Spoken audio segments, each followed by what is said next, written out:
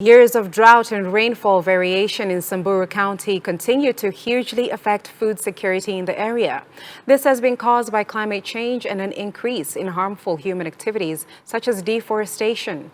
The river is slowly drying up, leading to sand harvesting along the river banks.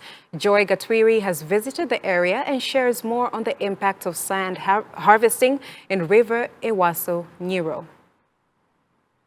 Uncontrolled sand harvesting on Ewaso Nyiro River, Samburu County is a threat to this water source. Sand harvesting along Ewaso Nyiro River at Achaspus Bridge in Samburu County has happened for many years. The river provides huge tons of sand daily for the constructions and other uses across 3 counties, Isiolo, Marsabit, and Meru. However, the river is fast drying up due to increased human activity along its banks. Unfortunately, arid and semi-arid counties of Laikipia, Samburu, Meru, and Isiolo depend on it. Years of drought and rainfall variation caused by climate change and an increase in harmful human activities such as deforestation have hugely affected the water levels in the river, and sand harvesting along the riverbanks is turning out to be another huge threat. During this season of droughts, the communities, livestock and wildlife in Loru Bay and other communities downstream rely on shallow wells to supply water. According to Joseph Lekupes, the chairman for sand harvesters in the area, the river supports many livelihoods with more than 800 households relying on the business to feed for their families. Many youths are jobless and are dependent on the river as their only source of income. The communities in the area in Samburu County at large have benefited from sand harvesting activities since 2007. Lekupes, however, refutes claims that sand harvesting is the greatest contributor to decreased water flow in Ewaso Nyiro River and blames it to upstream farmers from Meru, Nyeri, Nyandarua, and Laikipia. He is now calling upon the government to offer alternative economic activities for youths who depend on the river by harvesting sand. Members ambao wako registered kwa hii kazi ya kuharvest mchanga ni vijana 250 ambao wako registered, na wale ambaye is not registered wako zaidi ya 300 ambaye are not registered. Ewaso Nyiro, wakati tunasema ati tuna vijana ambao wana collect mchanga, wanasuia mchanga ama wanaharibu mchanga, hakuna mali wanaharibu. Hii mto Ewaso Nyiro tunapochota mchanga hatuendi deep, tunaenda tu just only 2 feet ama 1 feet and half. Kwa hivyo another kama feet 5 tumeacha chini hatutumii. Kwa hivyo huko jujo tunaomba wafungue maji ama wawe na wakati ya rain season watege wawe na maji nyingi, alafu wakati wengine wasiguze maji, waachilie maji kitembea, na tuweze kuangalia samaki, tuweze kuangalia vitu zingine na ile ambayo inategemea mto. Many sand harvesters in the area share the same sentiments that sand harvesting is their only source of income.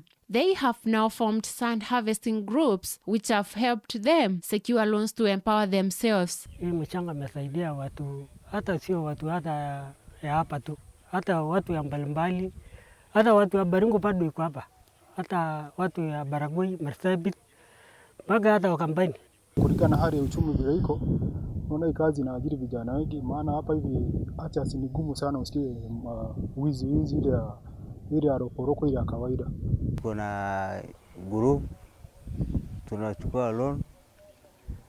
Sasa naona tumetusaidia hata watu hapa town. Sasa hii gasi tunaona ni msuri ametusaidia sisi sana. Nimekaa miaka mingi hapa nilikuwa tunafanya hii kazi ya mchanga. Hata kuna wakati ilikuwa hata hii waisi alikuwa anatupiga hapa pamoja na hii magari. Ilikuwa anatufahamia kutafuta pesa. Sasa tumevumilia tu kufanya tu hii kazi ya mchanga, ndio ametusaidia. However, some of the sand harvesters are raising concerns on the sand harvesting industry in the area being dominated by a small number of wealthy individuals, and that much does not benefit the local community. Mwito wangu kwa serikali Nikwambia tu watuuge mkono, maana pia hizi magari zinakuja hapa hivi kama hizi ya kutoka Isiolo hapa hivi zinatunyanyasa zaidi. Gari zamani tulikuwa tunauza hiyo gari ilikuwa flat, tulikuwa tunauza gilipili ilikuwa flat hivyo, lakini kwa sasa hizi pia wanakuja wanaweka bao mbili, halafu pia kuna wengine wanakuja lazima mkatie bei na pia umuongeze mchanga. Sasa tunaomba serikali pia ikirie hayo mambo katikati, maana pia mimi nikiuza gilipili hapo mwingine atauza 17, mwingine 18.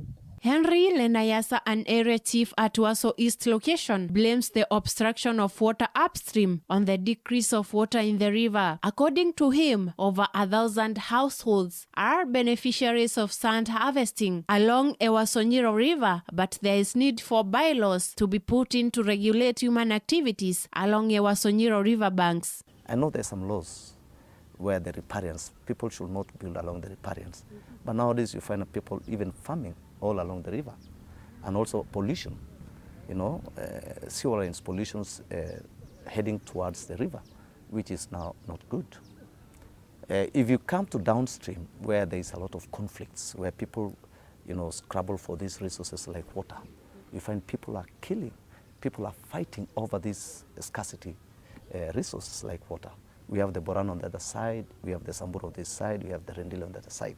So it happens also to contribute a lot of conflicts between the neighborhood communities. So this river has created a lot of good and negative. It supports the livelihood, but don't we have the laws to govern that harvesting? Unregulated sand harvesting is now causing soil erosion, riverbank degradation, and the destruction of wildlife habitat. Judging from the low volumes of water crossing the Archers Post Bridge, the river could soon dry up, leaving more than 3.5 million residents without water. Government, local leaders, and the community at large need to put in measures to protect this water source at all costs. Joy Gatweri, reporting for Hope TV in Samburu County.